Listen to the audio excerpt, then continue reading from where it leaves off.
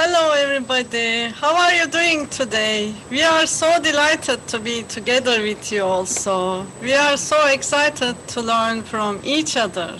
And let me introduce myself to you. We passed 2 days, but I couldn't share yet my own story. First of all, I have 20 years of business experience, and I worked in banks, in textile sector, and also many sectors. I was jobless when my mom had a brain surgery. Dear great souls. I quit my job. I take care of my mom during a few years. We were together with her. We learned to talk. We learned to walk together again with her patience. I started my LinkedIn journey in that days. My mom always supported me. My father and my sisters always supported me. And also I have a wings part of LinkedIn, starting from my dear friend Amir Kaya. He supported me in many ways, like he supported many of other friends. I had only 2,500 followers. He always liked my posts. He always suggested me to be in network with many people. There were Oleg Vishnepolsky, Birgit Hench, Brett Brody, Cheryl Randall, and Kevin Ward. I am grateful for them also. I met with them with my friend Amir Kaya's leadership. And I met many great souls. We were together with them during a few days. You supported me in every way, my dear friend Amir Kaya. And also, people attacked your account. They tried to discard your name from LinkedIn with fake accounts, fake dialogues, and fake many issues, many situations. And even if they have many followers, they are so famous over LinkedIn, and they tried to harm you. And also you supported them a lot, like you did to me. When we were not well known like today's. I am grateful for your all efforts and leadership. You are a real visionary leader, my dear friend Amir Kaya. You are a real insightful leader over LinkedIn. You deserve millions of followers like many of other friends. I always wish best of luck to you. I am grateful for your leadership, and also all friends. They accepted my invitation, and we were together during the last 2 days with them. So we can say at the end of the day, you can't cover sun with mud because sun always keep going to shine, dear great souls. Let's keep going to move forward together with our guests today. And I am asking, dear Mr. Ahmed, did you prepare our exponential growth strategy and resume selector videos? Are they ready?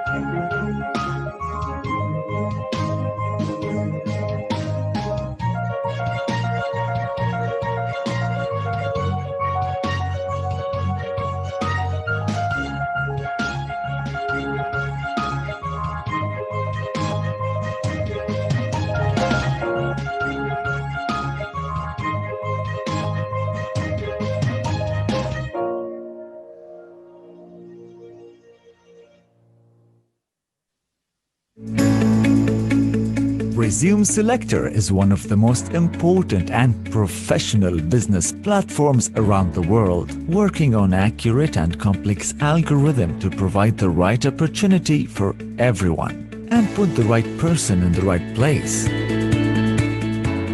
We will enable candidates and companies to find the best career fit in order to reach financial prosperity for themselves, their customers, and their communities. But Resume Selector is really different. That's because algorithms are the latest in the world and the most intelligent and sophisticated, which is based on the best and fastest matching between companies and employees by using big data.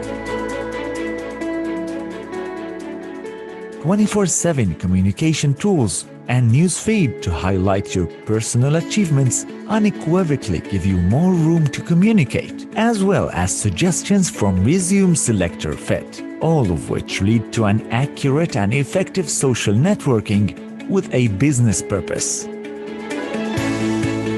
The unique score system gives a true assessment for each user by carefully analyzing their activity and interactions, like, dislike, education, work experience, posts, reviews, and companies they've worked for. This assessment and these elements help companies to test at high speed their compatibility with eligible candidates. Differentiate yourself in creating a professional film to represent your CV differently through the special techniques of Resume Selector, which is a unique movie creator.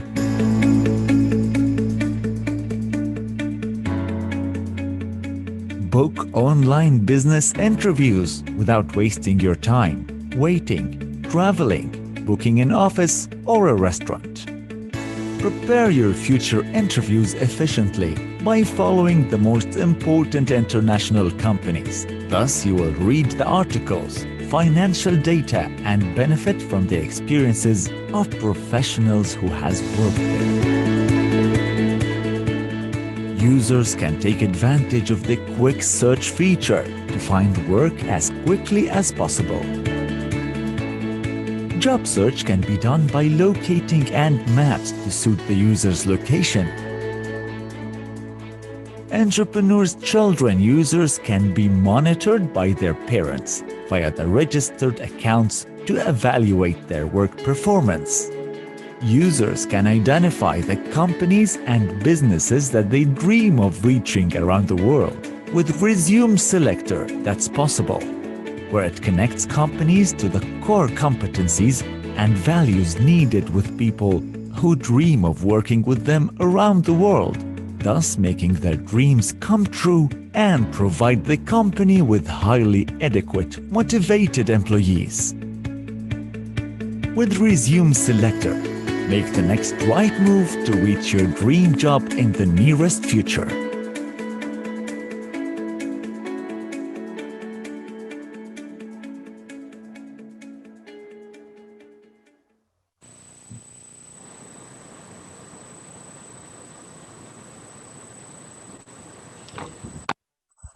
Hello again, dear great souls. We are here to serve, to share our thoughts, our experiences. And today is a special day because we succeed 2 days and we will learn many things today together with moderation of dear Lorraine. I met with Lorraine, with Mr. YAVUZ ALTUN also, and I am grateful for their leadership, their efforts. Now we are together with Lorraine and Mr. YAVUZ ALTUN and all of you. I am giving my words to dear Lorraine, and she will do our moderation today. I am grateful for your efforts and leaderships. Thank you very much, NESLİHAN. You are amazing. Everyone here can say how much you're of a giver you are and of a leader. And thank you so much for everything you do for everyone. We will begin this session with Mrs. Mel Zappazis. It's a great honor to have you here with us. We met in Harvard with Mr. ALTUN, so we are very happy to see you, and an honor as a speaker to have you here. Well, thank you. It's very honored to be here. To start, we would like would you like to share about your recent decision to change company and why you have chosen this startup? Oh, of course. So probably about 10 years ago, I had a life-changing moment where I realized I didn't actually need to do what I thought was the right thing by leadership, right? As a woman in finance, you tend to have a ceiling that you want to avoid is there. And you start believing that actually I need to start replicating other people's success. And what I found was actually what motivated me was not the money. It wasn't the leadership aspect in the sense of hierarchy. But what motivated me was very much core to my heart of where my upbringing was. I'm the very proud eldest daughter of 2 migrants that left Greece and went to Australia, that struggled in a country that they didn't understand the language, wasn't native to them. And it was very difficult from a financial inclusion perspective to be part of what I took as a privilege, to be part of the banking world, to have a bank account, to be able to get a loan legally and have all the protection a government will give you in that sense. So I learned very early on that financial inclusion was a very big passion of mine. And I started choosing companies that enabled me to do that. And by financial inclusion, I was very passionate about allowing every single person on this planet to have access to an account, be that a physical bank account or a digital wallet. And that actually took me to MasterCard, which as an organization, their CEO, AJ Banga, was very passionate about this equally. So I was able to do good with what I was doing and very much actively work on rolling out different digital systems around the world, Thailand being one of them, that gave access to people who historically aren't educated, who typically, let's say, for example, if I'm in Thailand previously, if I wanted to pay an electricity bill, I would have to go to a convenience store and then I'd pay my bill and then I'd have to pay for the privilege of going to a convenience store. Whereas now they have it all on their mobile phone.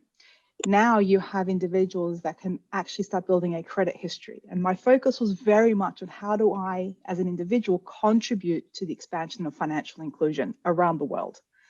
And I've taken that not just from a work perspective, but also from the companies that I advise as well. I am very passionate about advising startups. There's a huge startup community in Africa, in Asia, great minds, very much tackling the challenges of their local communities, and very much seeing it very differently as well, because they live it and they experience the pain points so they can address it.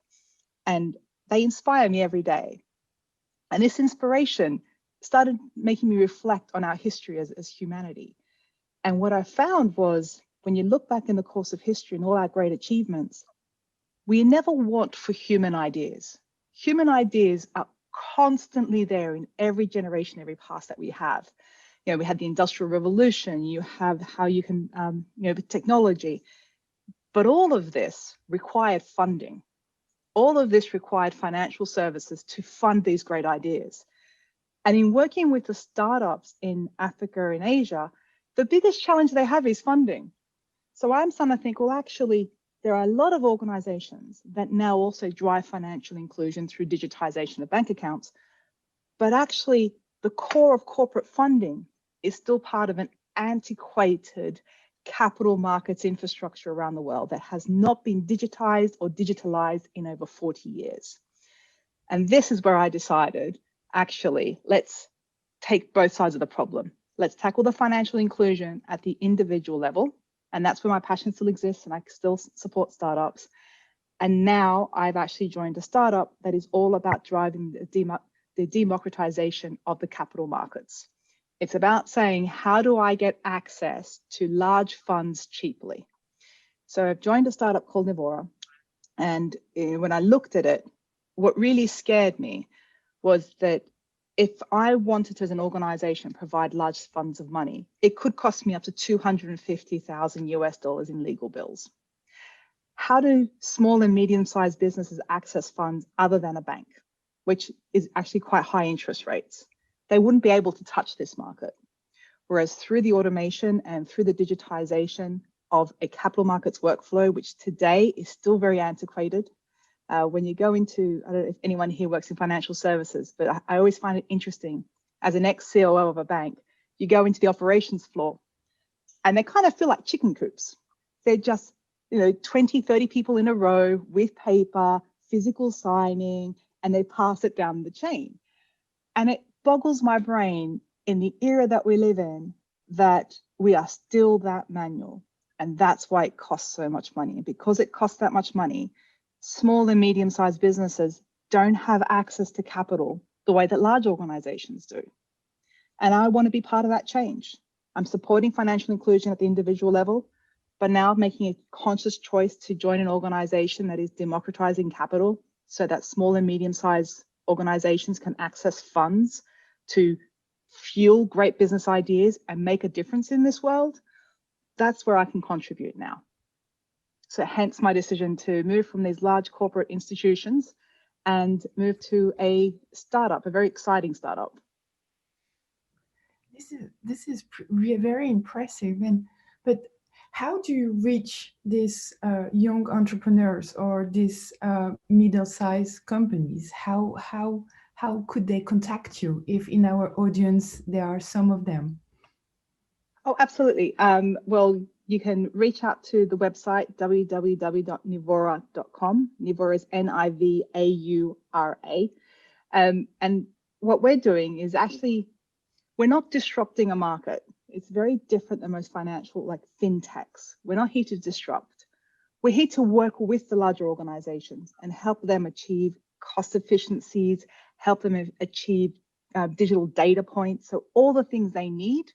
But by doing that, we're actually reducing the cost of capital, which means the medium and small size can now start participating because it's not going to cost them £250,000 or dollars, sorry, to access funds. So we're very keen to work with larger organizations because they create the barriers. So by supporting the larger organizations to become leaner, to become smarter, and actually open up the market, that is much more effective than working specifically with the small and medium-sized firms.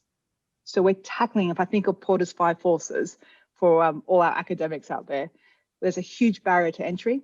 So we're tackling the barrier to entry, right? And it's what financial inclusion is, right? What is preventing us from getting cash into the economy, into the hands of individuals that need it, into the hands of individuals who have inspired ideas that with a bit of cash can make a big difference in the world. And we see that with fintechs all over the world.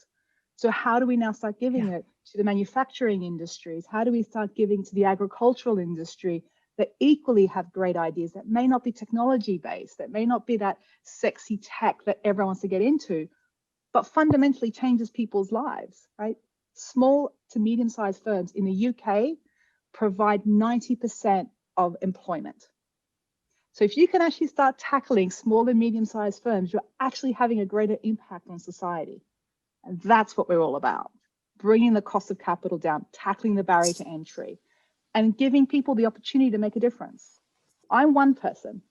If I can support 10 to 20 different companies that inside have 10 to 20 people with 10 to 20 projects each, the impact becomes a huge pyramid scheme for good.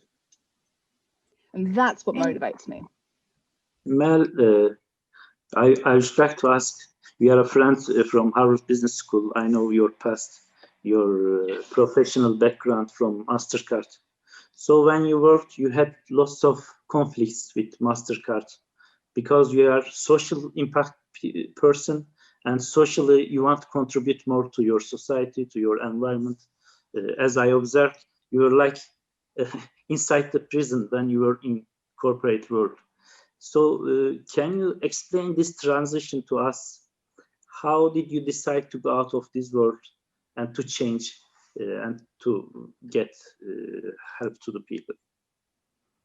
That's a really great question, and I am very honored. Mr. ALTUN and I had some great conversations that really helped change my thinking around the corporate world. And it was a few of these great conversations with some great advisors. In the corporate world, especially as a woman, women tend to have to work 3 times as hard as men. And I will happily have this argument with anyone externally. I have seen it. I've seen it in the way women engage as part of their performance reviews in large organizations. I've seen it in the way that we present ourselves.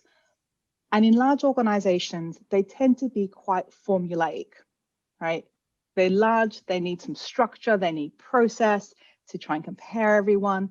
So you have rigidity and you have a lot of politics. And there is an expectation that for you to go from middle management to senior management, here's the formula you have to follow. Here are all the boxes you have to tick. Here are all the people you have to make sure like you. And it really didn't come down to what's the difference you're making. And it did feel like a prison.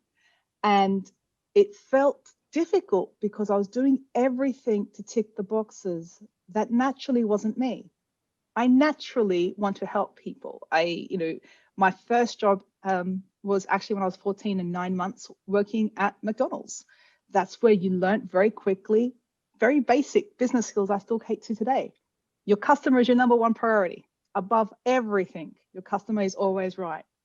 The second rule is if your customer is wrong, reread rule #1, your customer is right.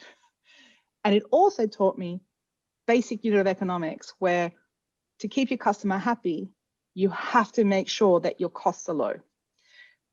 But in order to keep your customer happy, you have to understand what motivates them.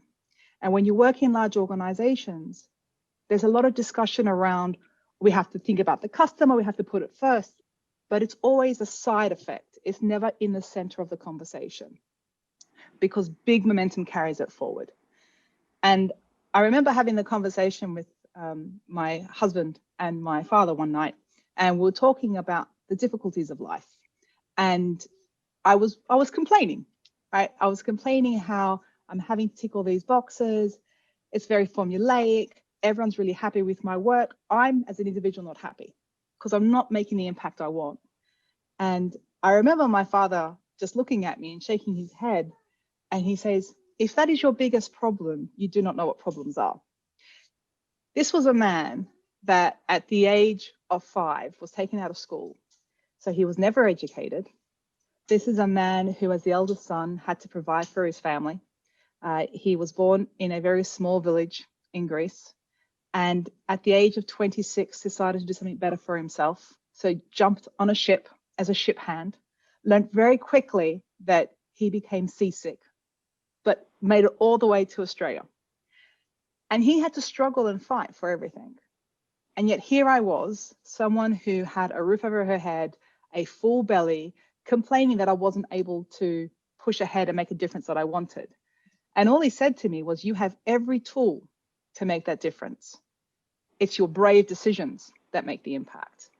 And that, Ms. ALTUN, when you talk about what was it that made the difference, it was that conversation to make the brave decision, to stop complaining about the system and start making the change to the system.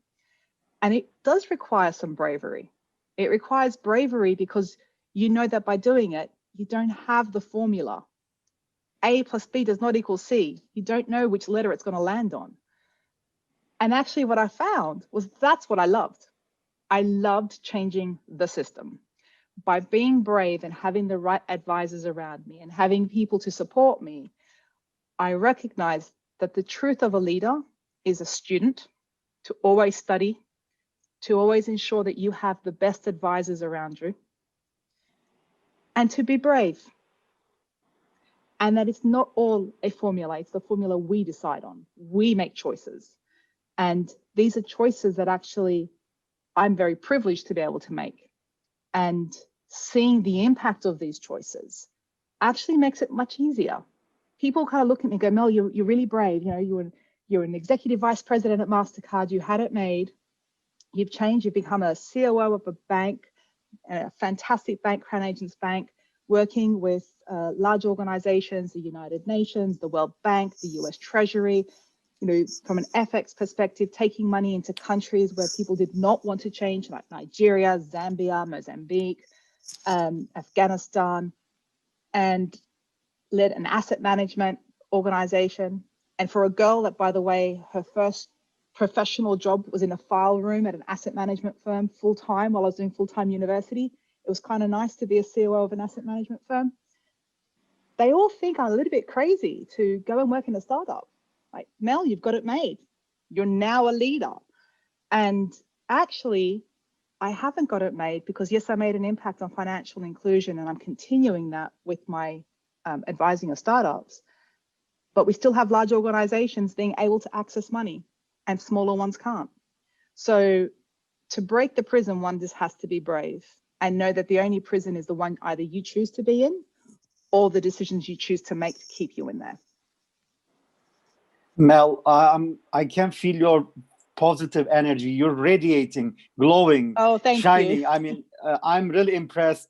I want to thank again YAVUZ ALTUN for his leadership and having these brilliant people like yourself, Mel, doing amazing job to change the society sincerely. I also moved from large corporate jobs in the United States and moved to, a smaller startup environment. And from that, we worked with building the entrepreneurship ecosystem in Turkey, Europe, and United States. So, Phenomenal. but I'm actually now joining, thanks to YAVUZ ALTUN, on behalf of NTR TV, which is the only Turkish channel broadcasting to more than 900 million viewers across Africa, which is the mostly underpowered, mostly needed. But also these people, Africans, they're young and they are open for guidance and they really want to innovate. They are very open for fintech as well as many other innovations. So we are only focusing Africa.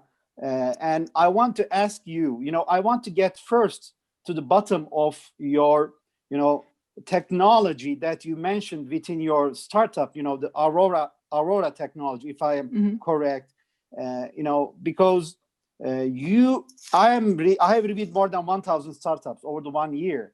So, you look at the team, the scalability, the market, the industry, their patent strategy. Of course, if it's innovative, based on there are many different criteria, but the person, the team is the most important thing. Sometimes it is more important than the idea which will execute on the ground. I would agree. So when you're taking your deal flow, what is your strategy? What is your edge? And the Aura technology that you mentioned, can you highlight more to educate us so we can down the line provide you more deal flows? Oh, absolutely. So thank you so much. I'm very excited about the work you're doing in Africa, by the way. So congratulations. It's wonderful. I'm not sure if our panelists all here know, but Africa actually has 9 of the top 10 growing economies in the world. Absolutely. It also has the youngest population as well that are digitized. So actually is absolutely ripe for any form of financial technology and services. And the growth and opportunity in Africa is phenomenal. So I think it's fantastic that you're actually broadcasting to such a large population. So congratulations, that's wonderful. This is your television as well. This is YAVUZ ALTUN's and the entire network's television. So consider this as your TV. And we're broadcasting from Luxembourg, as well as from Turkey, Turksat, as well as from Ethiopia, to 900 million population. And with the new satellite going out at the end of this month, we will be broadcasting to more than 1 billion people. And you will be probably one of our programmers or guests or whatever YAVUZ ALTUN wants to do. We will probably create something together to really change the lives of our African brothers and sisters. Oh, amazing. I would love to be part of it. Thank you so very much. So Aurora technology is really interesting in the sense that, as I said before, it's working with large corporates. So it's actually working across the entire workflow. You tend to have people that focus very much on a specific part of the workflow, on the execution, on the post-trade, on the pre-trade. Our business is saying we're absolutely agnostic. It's the end-to-end workflow from when the legal individuals start working on a program, as they call it, all the way through to the pre-trade discussions between dealers, the work with treasury, the work therefore with issuers and dealers, all the way to the back end, which is your post-trade, your IPA. So very much end to end. And this is very radical right? Because they, the usual spiel that I remember saying even to my startups was be focused, be one part of the value chain, then branch out. And we're taking a different stance. We're saying Agnostic and covering everything. Amazing. Correct. Amazing. Correct. And we've actually built technology called GLML, which is general legal language. Effectively, what HTML did for the internet, we're doing for the legal organization. So there's a lot of different organizations out there, and they're trying to train their lawyers to do code. And it's interesting because when you have a lawyer who specializes in capital markets and spent the last 20 years working on Word or on a piece of paper, teaching them technology doesn't quite come naturally. So we tackled that by saying, let's not teach them technology. Let them keep using Word, and then let's on the back end take that structured information and push it through the workflow. Awesome. So we don't change anyone's way of working at the legal side. It actually becomes faster. It's auditable. It actually means your lawyers who are highly qualified, rather than spending hours upon hours on basic paperwork, actually can use that brain power solving the unsolvable legal problems, right? Because when you go to a lawyer, it's there to protect legal liability. Yep. Why would I pay someone thousands of pounds a day to write me a document? I'd rather they protect my business legally. So we're flipping it completely. And we're very fortunate that in the UK, we have some really great support from the Magical Circle. So Clifford Chance, Linklaters, Alan and Overy, who is actually an investor in our business, our first investor in the business. Wow. We also have investment with the London Stock Exchange. We're about to go live with something, their product called Flow, which is all about the front end of the workflow. We have a number of dealers and international paying agents on board as well. So it's very much tackling it in the UK kind of market. We have some great proof of concepts happening with ICSDs, so international clearing houses and security depositories across both continents, which is fantastic. So very much that vision of tackling it end to end is there. Amazing. And it comes back to the whole sandwich idea. I'm a very simple Greek girl. I like to kind of break things down to very simple things. I always believe, a bit like how we spoke about financial inclusion. Financial inclusion, I've been tackling very much at the individual level. Now I'm tackling at the top end of the big company levels. And if I can tackle the two, it brings them together. It's the same with the capital markets workflow. We're tackling the front end. It's all the legal pre-trade, the listing venue, and now we're tackling the post-trade. And actually what we're seeing is by doing that, the participants are actually saying to us, actually, we really want it quickly. Our biggest challenge right now is holding back demand. Awesome. Which is a great place to be. So I'm very hopeful for the future that within 5 to 8 years, we will see more mid-tier organizations being able to participate in our capital markets. This is amazing, Mel. Amazing. Yeah, the team are amazing. And it comes to what you said in terms of the team. Our CEO is a particle physicist by background. So he thinks very scientifically. The other co-founder, I call him my Italian hacker. He's the first person to ever done a tokenized bond issuance. Everyone said it was impossible. Awesome. And in our company, we solve the unsolvable. That's what we do. And we have people who are very passionate about the business. The loyalty that comes through the technology team is amazing. They're based in Verona, Italy. Everyone is welcome to come out there. It's a fantastic group that have been working together for about 4 years.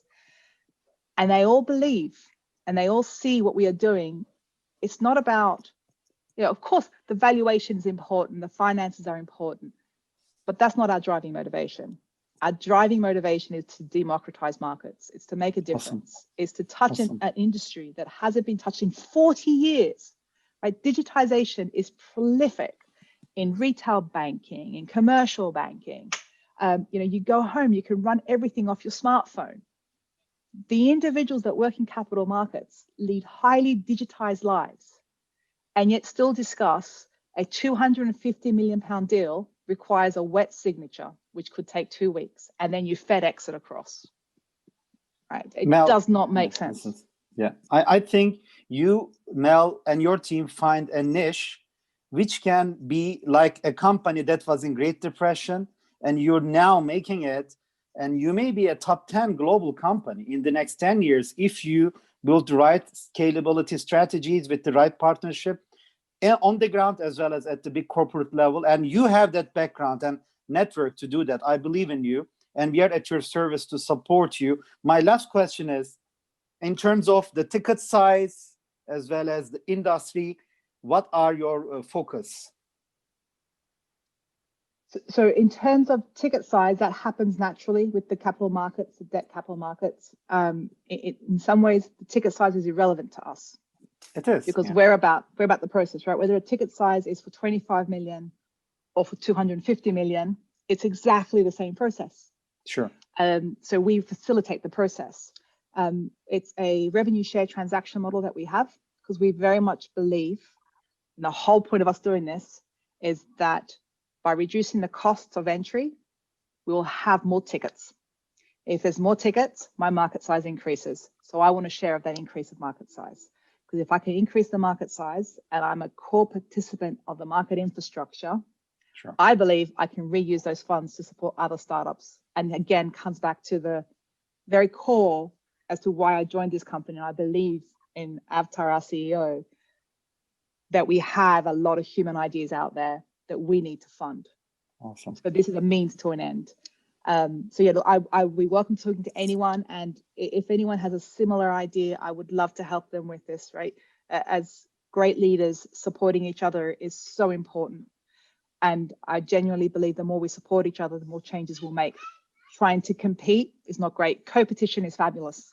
You know, I think I'm a big supporter of that. So I really appreciate the questions, fantastic questions. And I would love to see how I can help you, by the way. Thank you. And the sector was my last question. The industry or sector, do you focus on insurtech or fintech or more IT technologies, healthcare? I know as a process, it is the same process, but your investors, what do they prefer in terms of the, you know, the sectors and industries? So we position ourselves as low code development platform. So effectively what it should mean is that someone like myself, who wants to learn how to code but doesn't know how to code, has run big operations teams, can take this product and configure it myself without any help. Excellent. Excellent. That's what low code development basically means. I don't need some massive large scale change program that happens in financial services. I think we've all lived that. Multi-year, multi-million pound failures or near failures that by the time they get implemented are obsolete. It's very much about how do we roll out quickly, safely, in a regulated market, and by actually contributing to that security and actually enabling greater access to funds. Excellent. Congratulations. Wish you the best, Mel. Thank you. Those are my questions. Thank you very much. Thank you. Looking forward to connecting with you on LinkedIn as well. Thank you. Oh, absolutely. Look forward to working with you. Thank you, Yavuz, for your amazing question. As usual, you always push the debate further, and we're very glad you're here with us. We could continue this conversation for 2 or 3 days with you, Mel. So because you have tackled two main issues in the world, like if the last numbers are good, it's 1.7 billion according to the World Bank of people without a bank account. And as you said, they are already underprivileged, but it costs them money to pay their bills, hours and hours of waiting in long lines. And tackling this issue is crucial. And also now you're helping young entrepreneurs and to create jobs and to create added value for others. My last question, what were the drivers to your success? What kept you going? Because it's such huge issues. Oh, I believe that everyone's careers have very dark moments and difficult decisions. And it's very easy to sit here and say, here are 2 or 3 things that kept me going.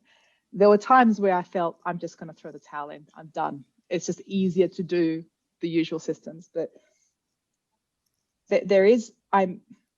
I'm very aware and feel very humbled to be in the position I'm in. And I remind myself constantly of where my parents have come from. And the least I can do is help other people like my parents. Because at the end of the day, we all have a mother and father. We all, when you cut us, doesn't matter what nationality you are, what color your skin is, we all bleed red.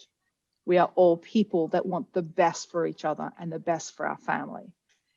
And if I can make a difference to help others, even if it's one person or two people, and they help two other people, that's what keeps me going. Because there are more people, unfortunately, in the financial services world that would rather focus on bringing you down than supporting you, especially as a woman. Capital markets is very male dominated.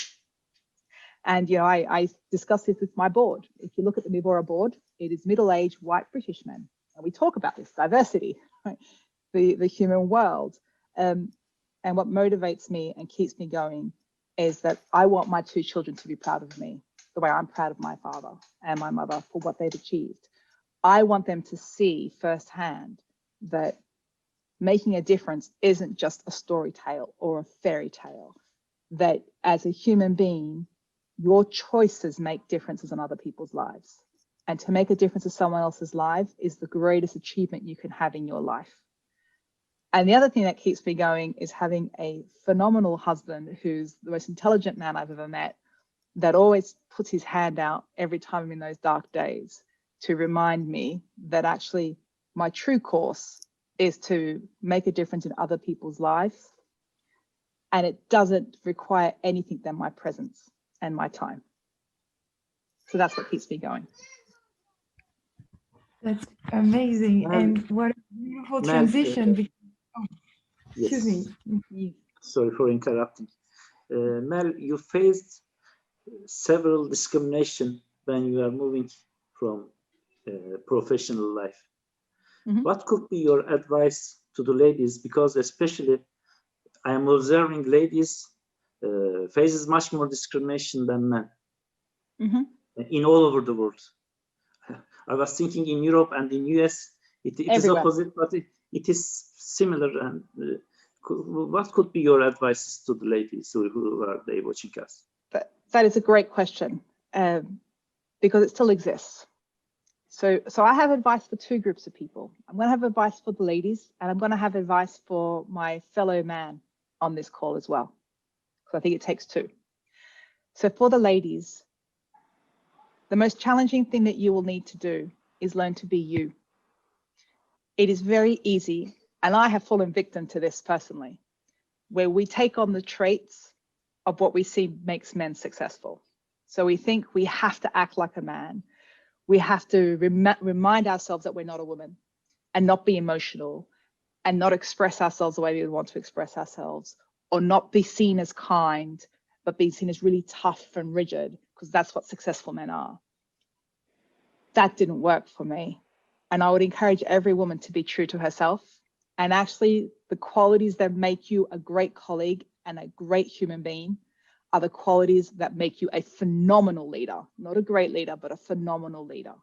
Compassion, empathy, authenticity, and the ability to ask open-ended questions of your fellow colleague to bring the best out in them.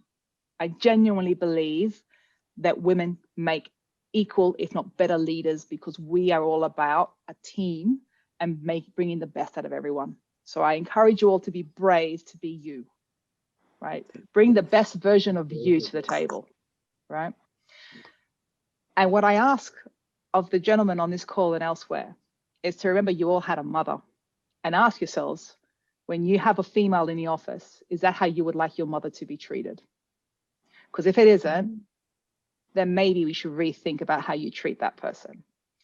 And equal opportunity means the ability for us to have open minds as leaders. Equal opportunity means for us to face our own prejudices, conscious and unconscious. And as much as we would like to think that especially in larger organizations where we have diversity and inclusion policies, where we have hiring policies to encourage women, disabilities, different backgrounds to come in, at the senior leadership table, we still have a lot of prejudices and assumptions. And it is every single leader's responsibility to look at our own prejudices and our own predetermined views and tackle them and challenge them. And I ask that of every man, to really ask themselves, are you making judgment calls? Are you using language that's not appropriate? Is she really aggressive? Or actually, if she was a man, you'll just use the word assertive. And when you start asking yourself those questions, that's when I know that we're actually going to make a difference. So for women to be brave, be themselves, and for men to be brave and ask themselves the tough questions. Thank you so much. Great. Thank you so much for having me. I feel so honored to be in an amazing group of individuals and leaders. And Yavuz, you have helped me on my path so many times with such wise counsel. I'm very grateful for it. And I'm very much looking forward to what I'm going to learn by being on the rest of this call. And I'm very excited by the network we can create here and the difference we're going to make after this. So thank you so much. Pleasure for us. Thank you. Pleasure. And what a nice transition when you talk about your husband, your brilliant, your intelligent Yes, he's amazing. husband. Yeah, because he's our next speaker. So I don't know if I can see him on my screen. Rodrigo. I'm here. He's in bright yellow. You can't miss him. We're doing the whole. It's a miserable day in London, so I decided to bring the sun with me. Who couldn't introduce you more beautifully than your wife? I'm speechless. I cannot add anything. But so I will start with our first question for you. What would you like for us to know about your award finalist book, The Big Zero? So the book came out of a need to reinvent myself when I moved to London. So when I met Mel, I was living in Brazil. She was living in London. We traveled back and forth every 3 to 4 weeks to spend a long weekend somewhere together in the world. And for a year and a half, we did that. But there was a day that I called it quit to say, we can't do this anymore. So I decided to move to London to be with her. And so I sold all my shares in my previous company where I was a partner, sold my properties, everything in Brazil, moved to London to start fresh. And when I came here, I reached out to all of the big consulting firms to try and get a similar position in the companies. But because I didn't have a business network in London, I would not be able to bring immediate profits to them or revenues to them. So we never reached out an agreement that would be worthwhile for both parties. So I decided not to let all my knowledge go down the drain and decided to put it on paper. So I started writing The Big Zero to talk about zero-based budgeting methodology, which is the technique that brought a small local brewery from Brazil to become the biggest in the world after they acquired Budweiser a few years ago. So, and I was part of that journey. I'm very proud of it. So I put it onto paper and I pitched that idea to the same consulting firms that I reached out before. And one of them decided to sponsor and publish the book. So we reached out an agreement. They added 2 co-authors and we published that in July last year. And we're very happy to be nominated to the Business Book Awards in March this year. We're one of the top 5 business books in the world. So very proud of it. Congratulations. And about the book, what were the main advice that you wanted to spread? Okay, if we could simplify it down to 1 or 2 simple sentences, it would be to pay attention to what costs or expenses really bring results to really bring value to your business. All of those are strategic costs, and you should be doubling down.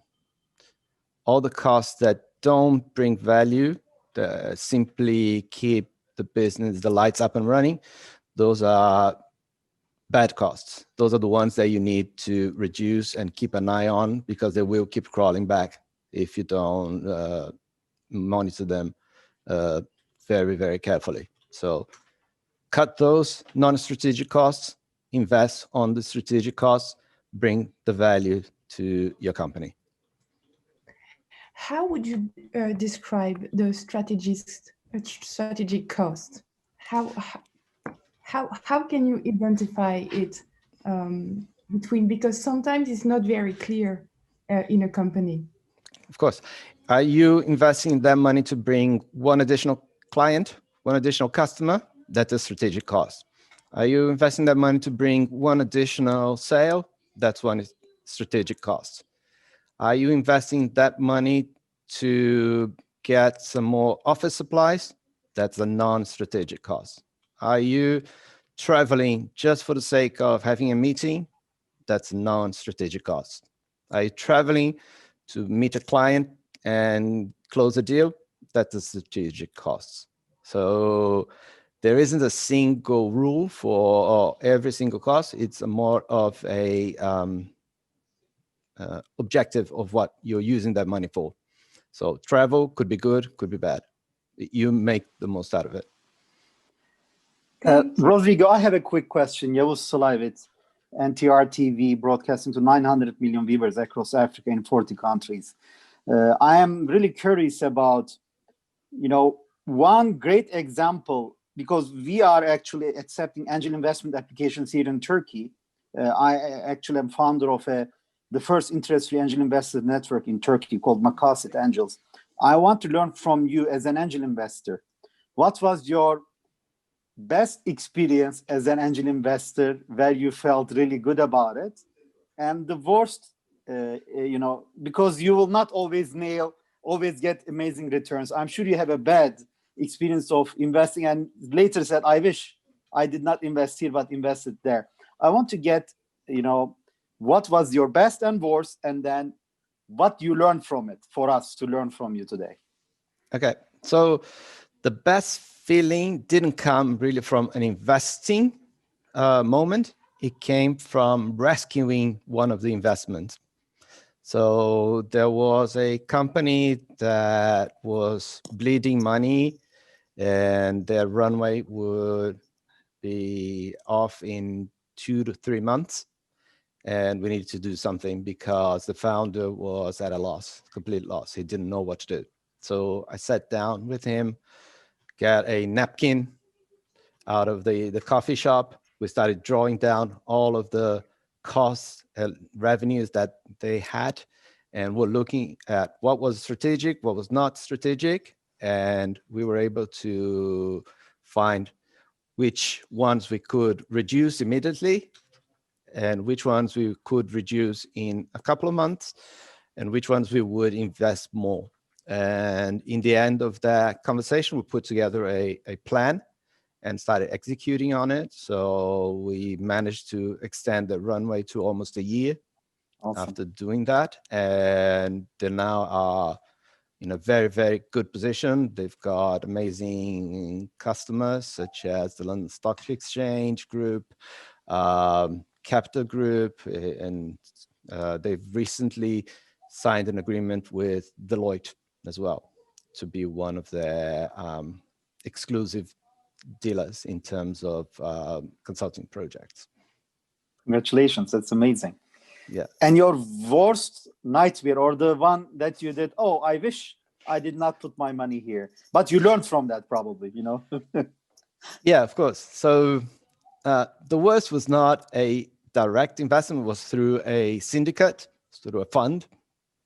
But I was very close with the administrators of this fund, and I had a say in which companies they would invest in after a certain demo day. And one of the companies that they wanted to invest. I did not believe in the founders. I did not believe in their ideas. I had spent a lot of time with them, and I told them no. But they still insisted on going forward with it. I said, okay, fine. You are the fund managers. It's your decision, not mine. I can only advise you. And so they funded them, and less than 6 months later, that company closed down because they couldn't find the right product market fit, which was exactly what I had told them in the beginning.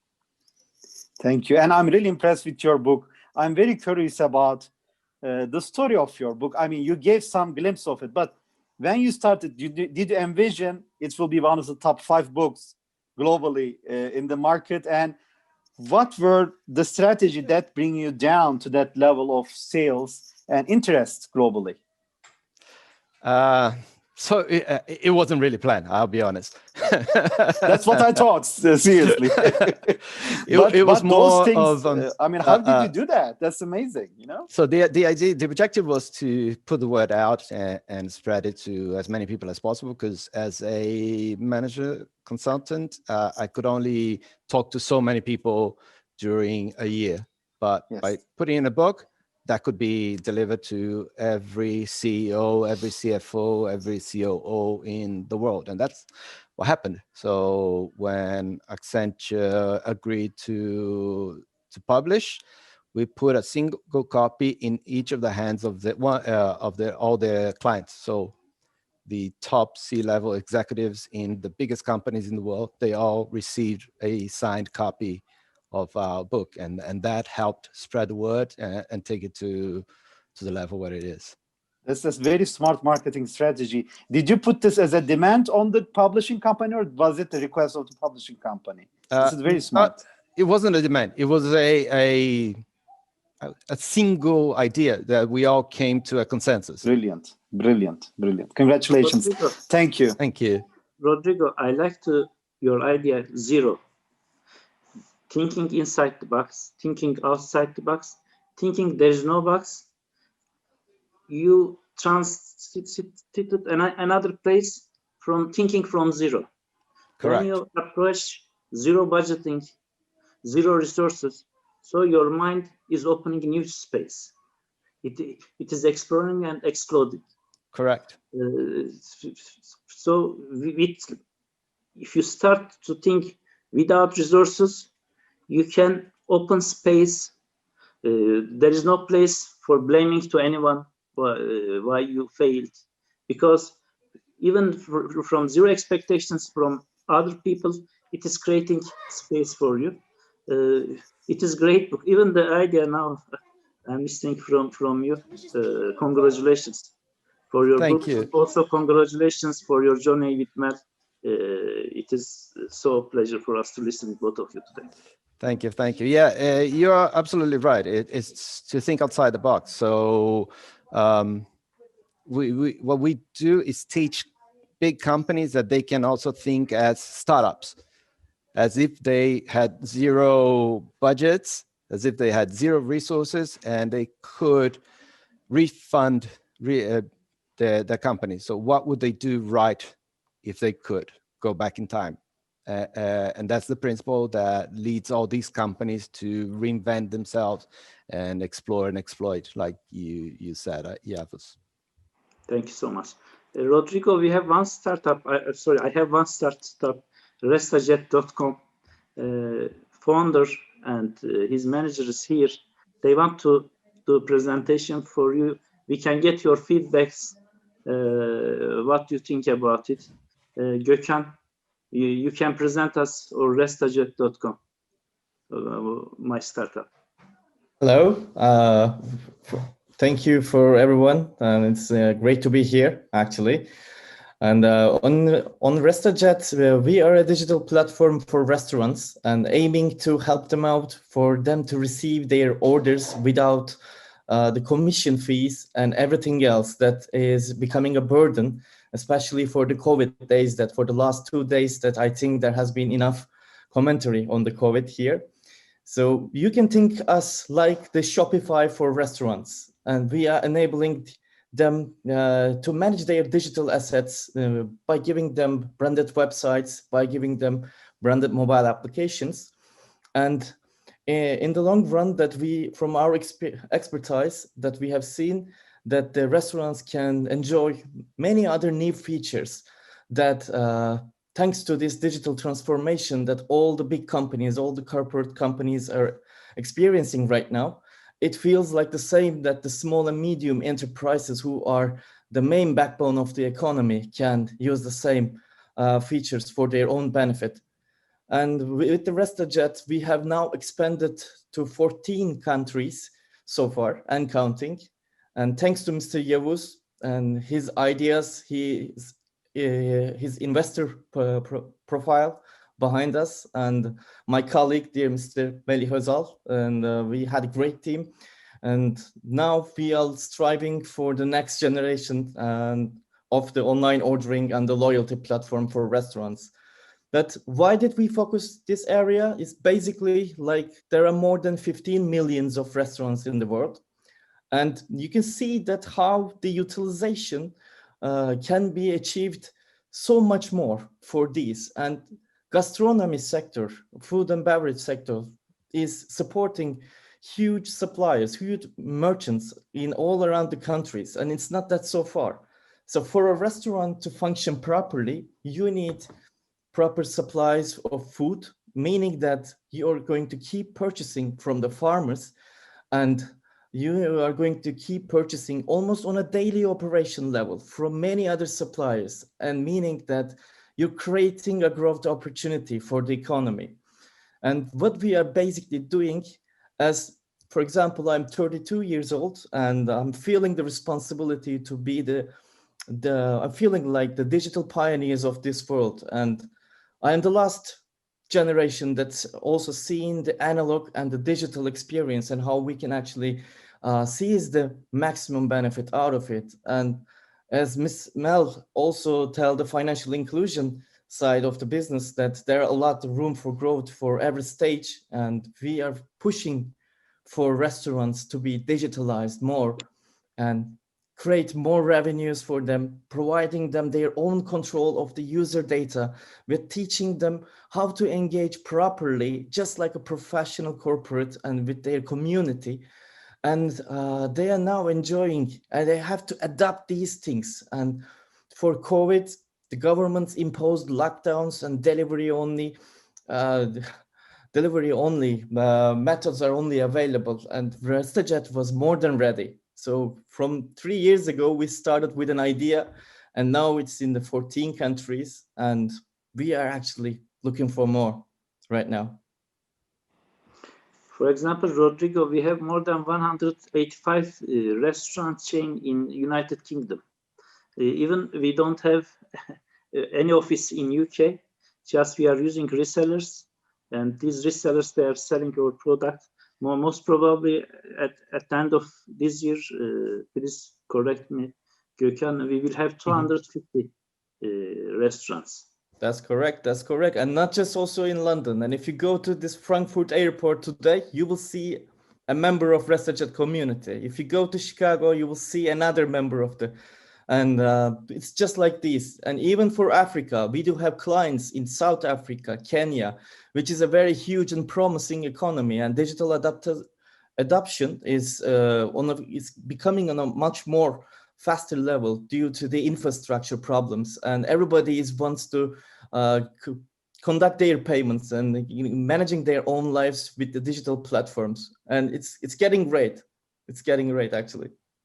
Indeed, in Kenya especially, it is all about digital currency. Gökhan, I want to really congratulate you, because I loved what you said, analog and digital. You have seen both. And I see many executives who are from analog world and never able to transform themselves to the digital world. Or there are also youngsters who are into digital world, but don't really sympathize with the analog world. Depending on the business, both are your customers. These restaurant owners, most of them might be from the analog world. So you need to translate their needs, understand. So you're the perfect person to actually explain to these CEOs and restaurant owners. I'm very curious about Africa because we are focusing on Africa. So you highlighted South Africa and Kenya, but what is your strategy for, because we are covering the entire Africa now with the new satellite, what is your vision just for Africa? How many restaurants do you expect to reach in the next 3 years? What is your vision for our 900 million viewers? Thank you, Mr. Yost. That's a great question. And before answering that, we need to understand what is going on. Again, in my previous speech that I told you about the infrastructure problems. The first, when we go there, we have experienced some problems that we have never experienced in Turkey or in Europe, like the connectivity problems of that many of us right now is not maybe remembering the edge communication protocol with the mobile phones. And there were some parts in Africa, not much long ago, it's maybe like 5 years ago or maybe 6 years ago, that is not covered by the telecom companies. And right now, they are investing heavily with the 3G systems and the 5G systems. At least they are using some tests. And if we have seen the opportunity, we have witnessed this with the payments in Africa is growing very, very fast. And the government is actually trying to sponsor much more fintechs for financial inclusion. And by the way, from my personal experience that I used to be a stakeholder in a credit scoring company and also focused on purely on the financial inclusion using alternative data. And Africa was one of my cases, and seeing that how they are actually calculating the credit score, because people basically don't have any payment history with nothing. So how do they assessing? They were using psychometric tests. They were using their mobile analytics data. And we are now seeing that the mobile, that's why actually the government supplied these infrastructure shifts, because they wanted to invest in these communities who has no data. And this was the most easiest way back then. And what we are also expecting is, I think we are going to witness some African startups to expand more globally, not just for Africa, because they do have the talent and quality. And now there are a lot of good mentor hubs is actually functioning in Africa. And, thanks to this platform and many of your personal efforts that you're also seeing, I think it's just a matter of time to shift Africa into some better stage.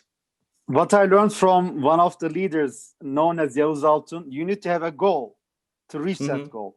So I want to see from you, we can have a side discussion. In 3 years, I understand there are infrastructure problems. Do you know that my company with Turksat is also selling internet packages in Africa and satellite services? And, if you think outside the box, I'm sure we can find solutions to make you first in the market in many places, because these small owners need you. They are not just aware of you. And if you're successful in Kenya and South Africa, you're barely scratching the surface. And I'm sure with the right strategy, we can clear these infrastructure. And this will be another service for Africa, because they will have more access, mobile as well as, because the internet is extremely expensive in Africa. In some parts. So with that, you'll be able to also market your product with some different investment strategies. Let me tell you a story that 5 years ago, in my previous company, we did credit scoring for the refugees in Turkey. There are 4 million Syrian people living in Turkey with no financial data, and they only saved their lives from the war, and they came here. And today, we have a client in Restajet who came who came 5 years ago from Syria to Turkey with nothing. That's amazing. And that guy has now more than 5 pizza outlets throughout the whole Istanbul. And this is what I see. This is what I witness with the financial inclusion. This is not concept. This is the reality. And I think we're going to do the same thing in Africa. Sounds like a plan. Wish you the best, Gökhan. My last question is, outside Africa, what I heard about Chicago, especially London, you're getting lots of tracking. Do you have any plans for other global markets at this stage? Exactly. And Exactly. who is your biggest competitor? That's my last question. Okay, so Don't tell me I don't have any competition. I don't accept. No. Of course. I mean, come on, we're all humans, all Okay. just, you know, No, some living of in my the same world. some of my colleagues, they do like, I have such a great company, no one is my competition. I say, okay, but tell me, who are you going to replace instead of what? Basically, that is still a competition, you know. Actually, we are not pursuing a total replica or to how can Disruption, I say, we don't not want a to disruption. Disruption, yeah, that's much more convenient to say. And but it depends. Your question's answer depends on the geography. So Exactly. right now I am functioning in the United States, London, Turkey, India, and Africa, and all of these regions have different business environments And models. So it depends on the geography, but the best part of working on a product and making it scalable for all over the world to see that how we are receiving feedbacks from the different regions. And right now, for example, if a competitor is dominating a market, that I am building up some features to, you know, going against it, you know, to win some market share again for that. And we are basically duplicating that feature in Turkey or in any other market that haven't experienced this domination yet.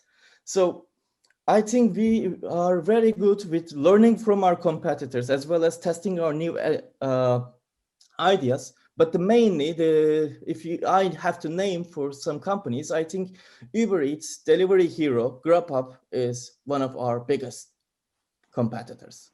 Excellent. And this is always the last question. Yes. In exchange, what percent, how much are you seeking, and what will be the return you're promising to the investor as a return? I think Mr. MELİH should answer this question. Okay, Yes. thank you. Gökhan, also, I would like to ask Mr. MELİH the story how RestaJet started and how we come together in a short period of time. Okay.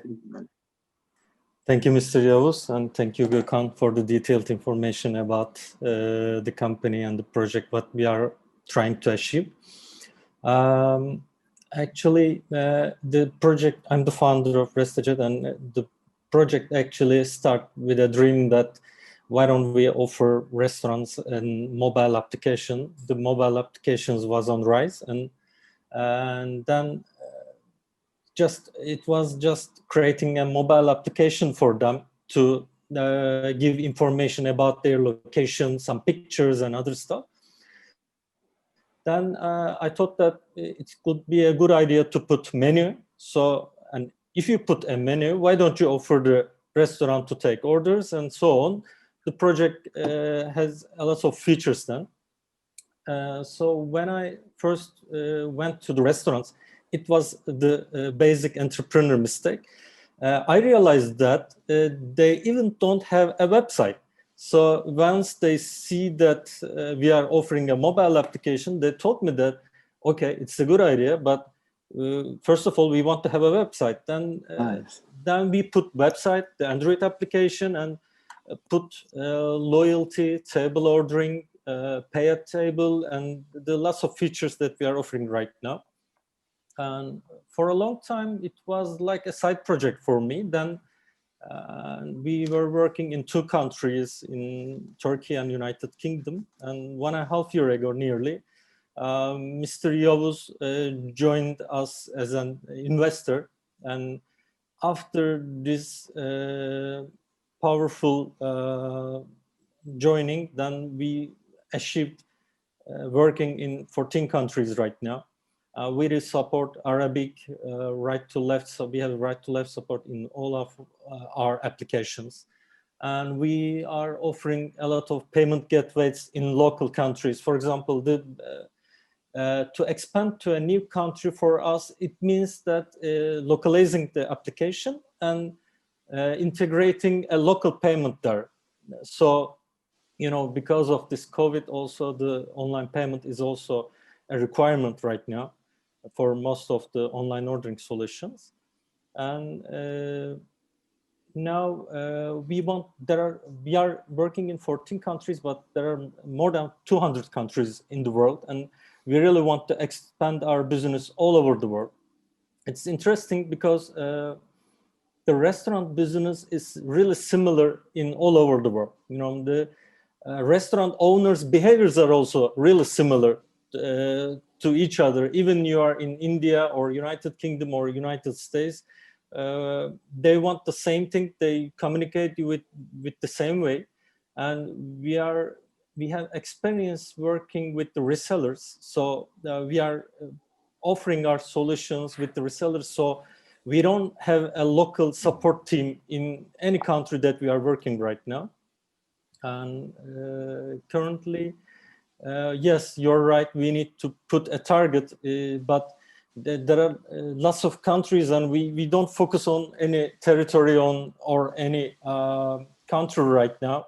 We are just trying to realize the people that there is a solution for the restaurants, like Gökhan said, like Shopify, that you can easily onboard and you can easily offer technological solutions to your customers. So what's your customer acquisition cost, for example? To get one customer, don't tell me from country to country, it depends. I want a clear, answer. I'm very tough with startups because I'm helping them to build.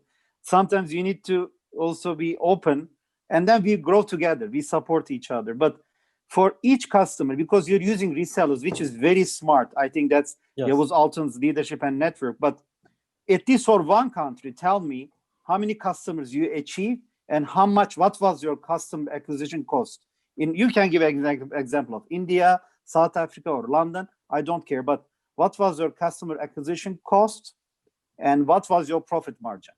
Okay, actually, we are sharing a good margin with the resellers, nearly 50%, because we are just offering the solution, the software, but the first level support, the setup, the menu upload, and other requirements all done with the reseller. So the restaurants wants to get in touch with the resellers, and it's really, we realize that it's really hard to sell to a restaurant from a different country.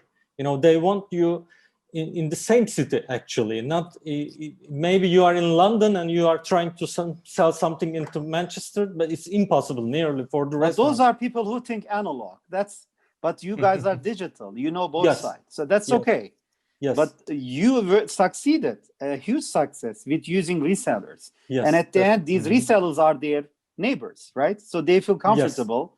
An Indian feels comfortable with an Indian, which talks the same language, same state. I understand that. Yes. Getting back to my question, what is your customer acquisition cost in one country, and how many customers you achieved?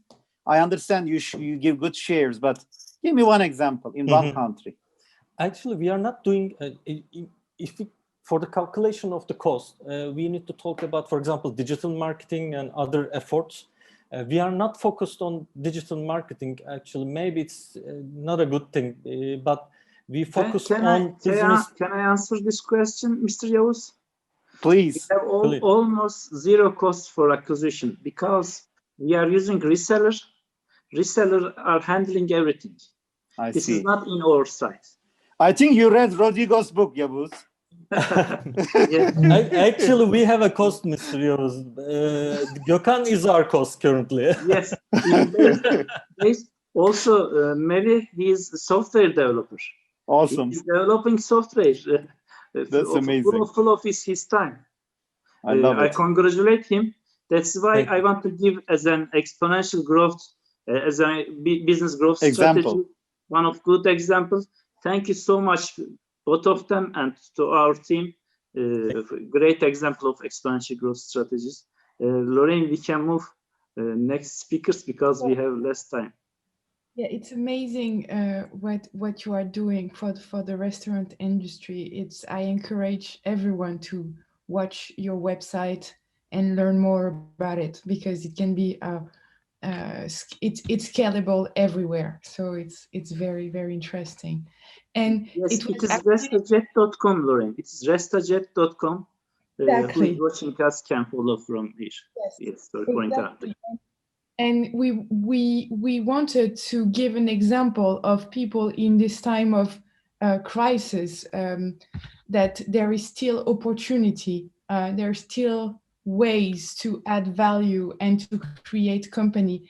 And this would be a question also for Mr. ABDALLA, Rodrigo ABDALLA, who is a business angel, a successful business angel. What would be your recommendation for other startups who are not in this mindset at the moment? So there's never been a better time to open a startup. There are lots of opportunities, there are lots of problems to be solved. COVID opened a new era of working from home that is not going back. People liked and they will stick to it, not necessarily 100% of the time, but it will take a big share of people's times. So there's a lot of opportunity there.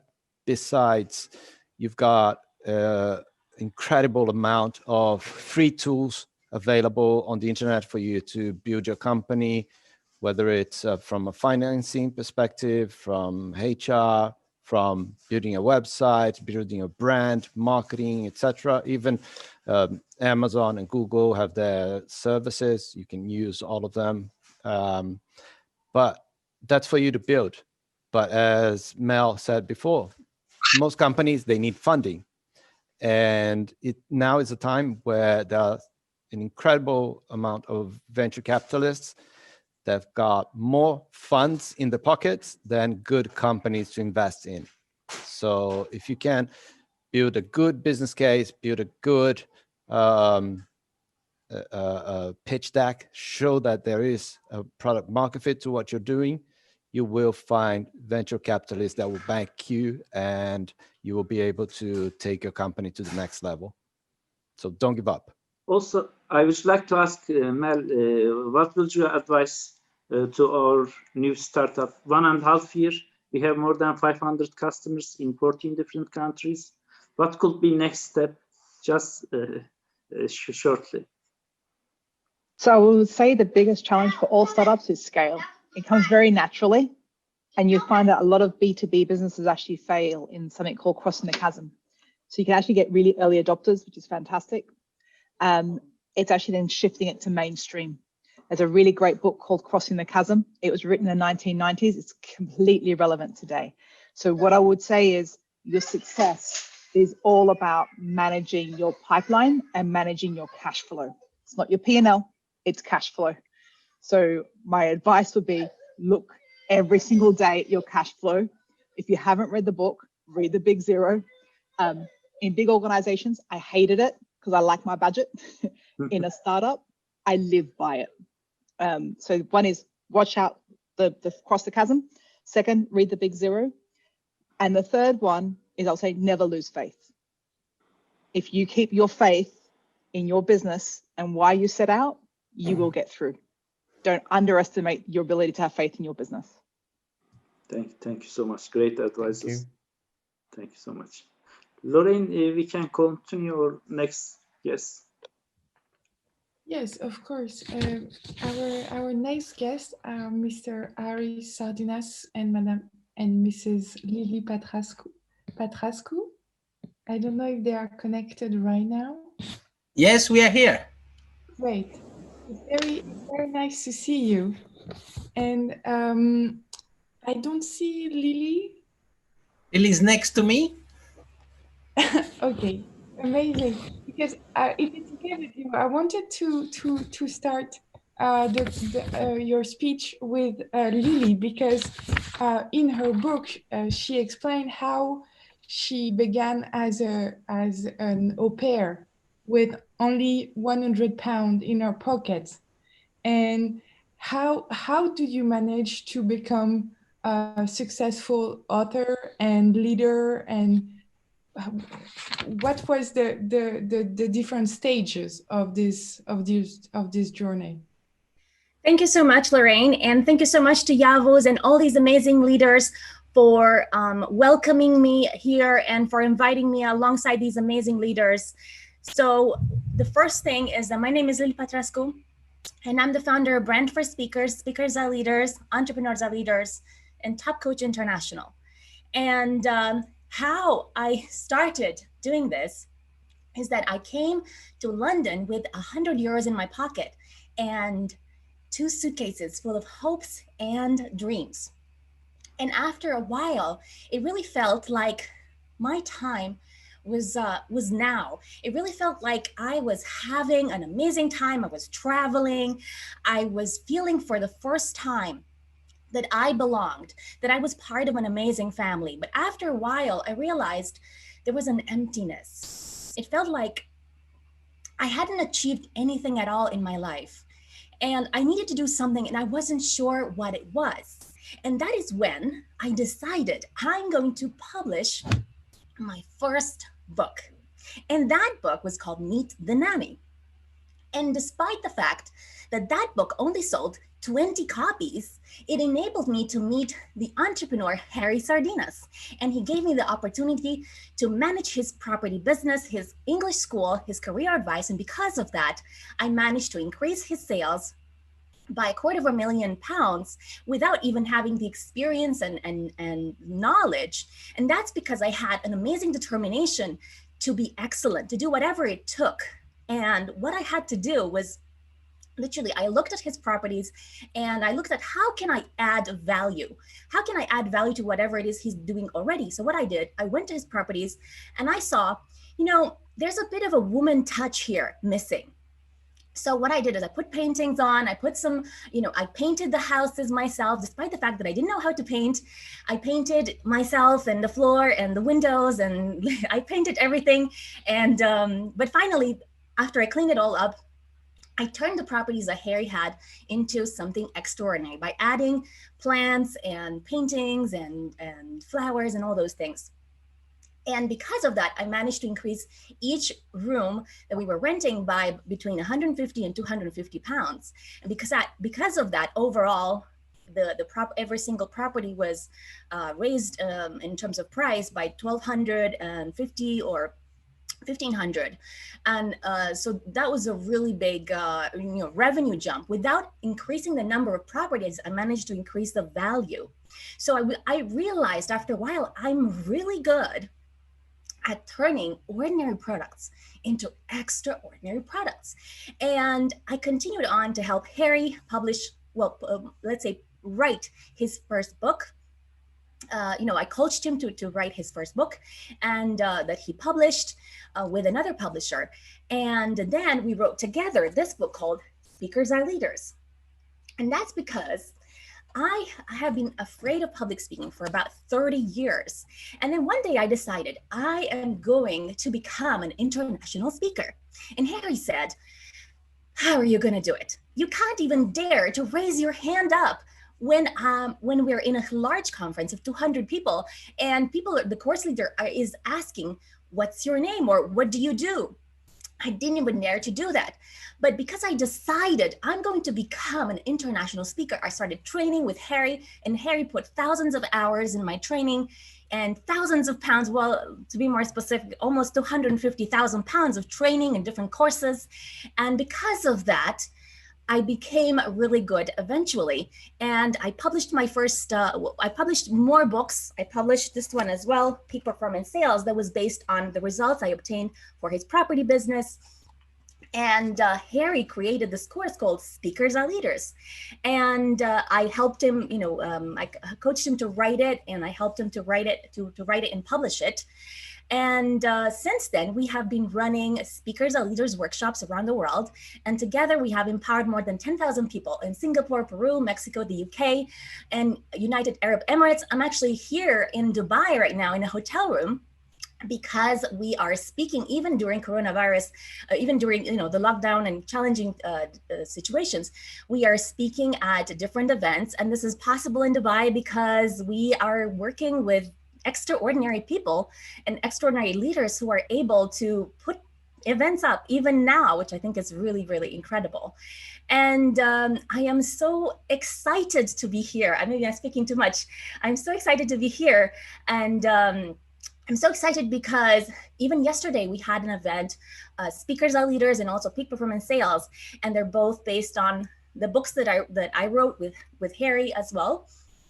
And it's all possible because of one thing, the determination to be excellent, to give more, to do whatever it takes, and to empower people worldwide. Oh, I cannot hear you. Can you hear me? Yes.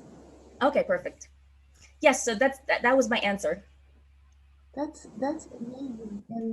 And about your project, speakersareleaders.com, is it how do you empower as you were shy? How do you go from shy to an international speakers?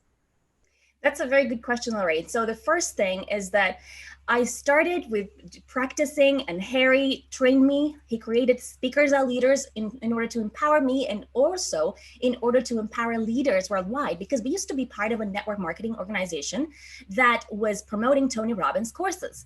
And through that, we also managed to meet Tony Robbins, and we managed to meet a lot of celebrities and interesting people. And Harry started training me as well. So I was a student of the course, as well as you can say, I was helping Harry to write the programs and so on, because I'm really good at writing and I was just not confident speaking about it.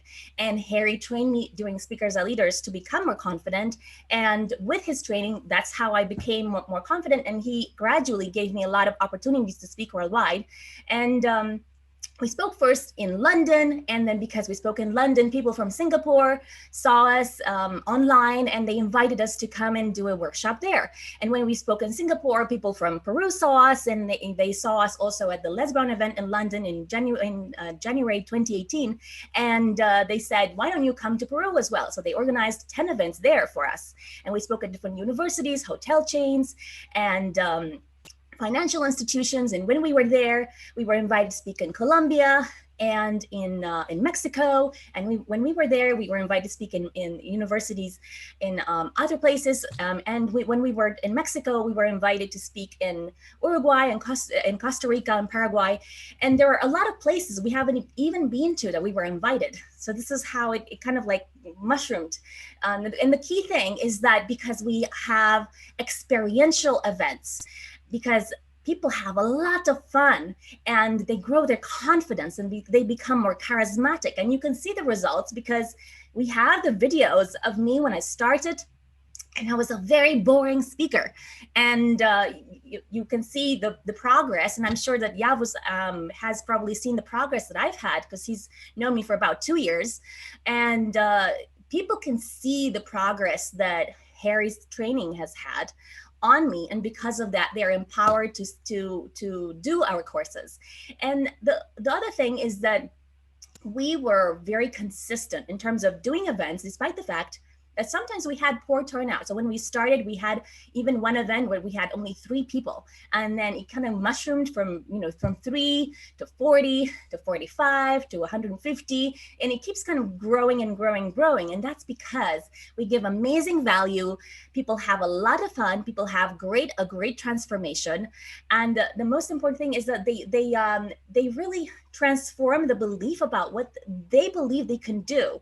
And the biggest thing that I provide is that I help people to write and publish a book that transforms the world. Because every person around the world has a story, and this story can be turned into something that can empower people in multiple ways. And a lot of people write a book, and then they only write a book in order to have a book, and they don't realize the immense potential around the book. So for example, you have Richard Branson, who has multiple books, and he charges more than $500,000 in order to speak at an event. And this is actually my focus on how do you write the kind of book that will enhance your personal brand? How do you write this kind of book that will make you well known so that you can charge this kind of money? And I'm not saying immediately, but I'm saying wherever your status is right now, it is possible to go one level up by writing and publishing the right book with the right message. So I have, for example, one client who is an employee of a bank at Lloyd's, and he has cerebral palsy, and he's been bullied all his life. And everything is difficult for him. Even tying his shoelaces or opening a Word document is much more difficult than a lot of people. And I worked with him and I helped him create a message, which is now his keynote speaking message, and it's his book title as well. And it's called Dare to Be Imperfect. And this is something he can connect with, and a lot of people can connect with as well, because the fear of being judged is one of the biggest fears in the world. And if you can overcome that, if you can do whatever you want to do, despite the fact that you know you will be judged, then this is a really great thing. And now, because of publishing his book, he has created a movie about his life, an online course, a workshop. He's running seminars in Nigeria. He has created a foundation in Nigeria to help poor people. So there's a lot of things that started opening up for him because of that. Another lady who had 5 heart attacks, her name is Adobe, she had 5 heart attacks, and people begged her to come and see me because they knew I would be able to do something with her story. So together we collaborated and we created this branding message for her, which is reinvent yourself. And now she empowers people just like her to recreate their life through reinventing their life after a difficult or challenging situation. And because of that, now she is booked to speak around the world as a keynote speaker. She was invited to speak in Dubai. She spoke at the Global Women Empowerment Summit, where I was speaking as well, and Harry, he's not a woman, but he was invited to speak there anyway because he's such a charismatic speaker. And she was invited to speak in Miami.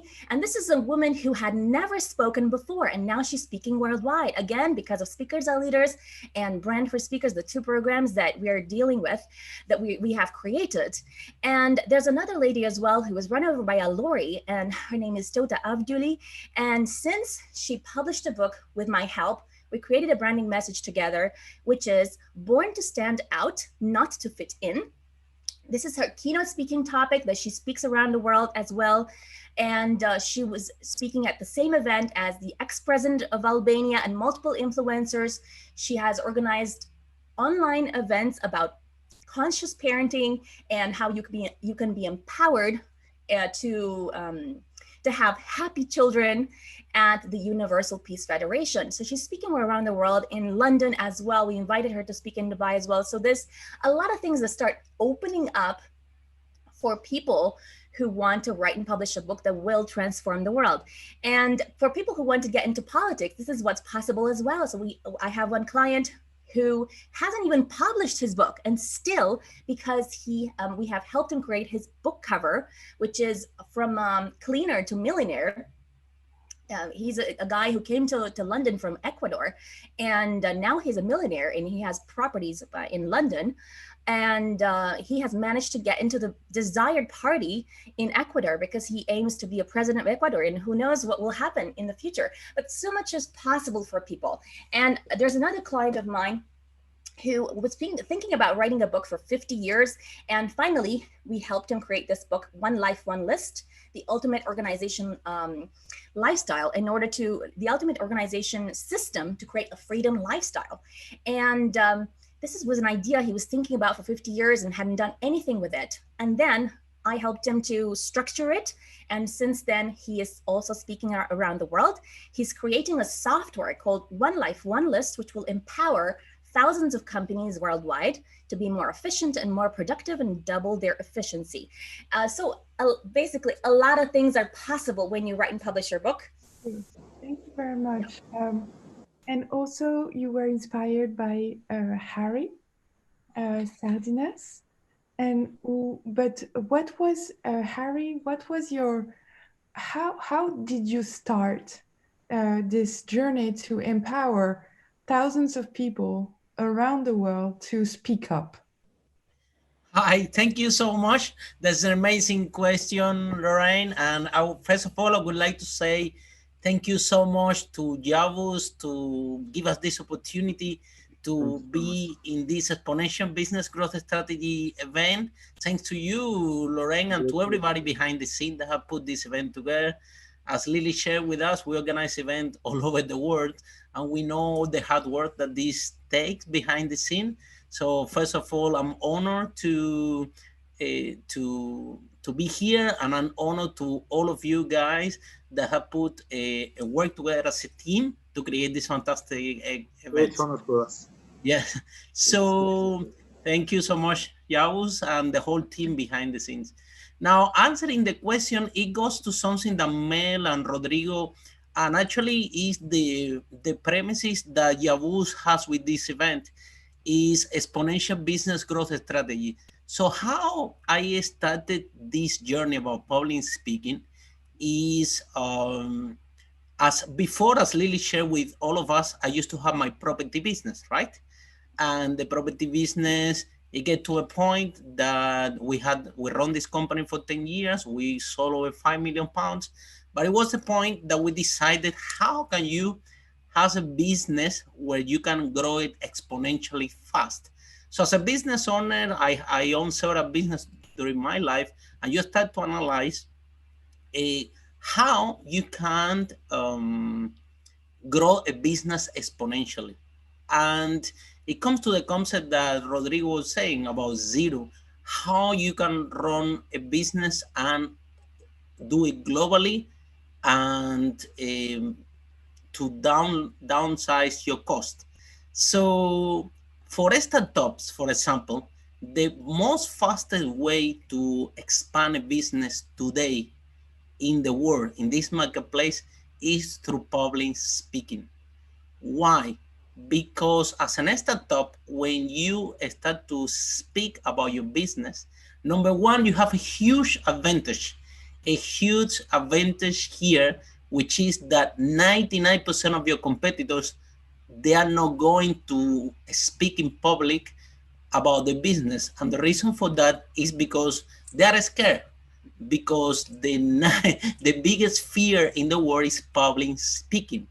Therefore, if you have a startup and you are thinking to grow your business exponentially, if you start to do public speaking, it's going to help you in several ways. Number one, your competition is known to zero, because no one will do events talking about the business, because they have the fear of public speaking, which is the biggest fear in the world. In London, they do surveys, and people prefer to die rather than speak in public. That's how bad is the fear of public speaking. So imagine you as an entrepreneur, you have your startup, and then you start to deal with your fear of public speaking, and you start to do events talking about your business. Number one, there is a concept that I teach worldwide, which is educating the need. For example, today, I have an amazing presentation about the startups that YAVUZ was sharing with us and the team about the restaurant application. It's an amazing business proposition. However, now that they had the opportunity to present it in public, yes, now I'm in the position that I've been educated about the need. Because sometimes you don't even buy a product or consume a product because you don't even know that you need it. Sometimes it needs education. Now, the way mentally that they present this product, right? Now I'm educated in the need that, wow, restaurants, is it possible for restaurants to have everything automatized? Is it possible to this application can run worldwide? This application can be deployed in any country. Look how much I learned about that business, that startup, the lower cost entry because of the reselling. Now, if the business owner have fear of public speaking and they say, no, I don't want to go on camera or I don't want to speak on the stage about the business, look how much opportunity is living on the table. And this is something important.